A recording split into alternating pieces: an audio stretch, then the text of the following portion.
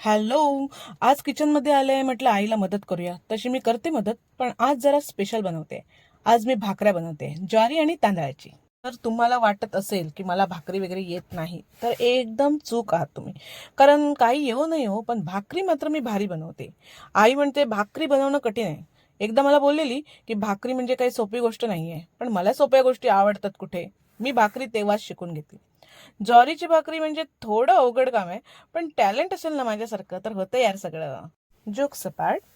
भाकरीचं पीठ मळताना ना एकदम प्रेमाने मळायचं. भाकरी ही खायची गोष्ट आहे, पण भाकरी करणं ही खायची गोष्ट अजिबातच नाहीये. त्यामुळे तिला लाटण्याने न लाटताना असं हाताने छान थापलंच पाहिजे. जे लाटण्याने भाकरी लाटतात ना ते मला अजिबात आवडत नाही. ज्वारीची भाकरी ना जाम ॲटिट्यूड वाली असते बाबा. कितीही मऊ पीठ मळा, कितीही स्ट्रगल करा, पण ज्वारीची भाकरी फुगता फुगत नाही. कधीतरी क्वचित फुगली तर फुगते. पण तांदळाच्या भाकरीचं तसं नाहीये, स्ट्रगल थोडा कमी आहे. आता आपली सॉफ्ट आणि स्वीट तांदळाची भाकरी, हिचं गणित ना जरा वेगळं आहे. ही भाकरी लगेच गोल होते आणि लगेच फुगते पण. झाले की नाही फुगून टम्म. चला आता मी चालले भाकऱ्यांवर ताव मारायला. पण तुम्ही नक्की करून बघा तुमच्या घरी छान छान भाकऱ्या, आणि माझ्या भाकऱ्या कशा वाटल्या ते पण सांगा. Bye bye.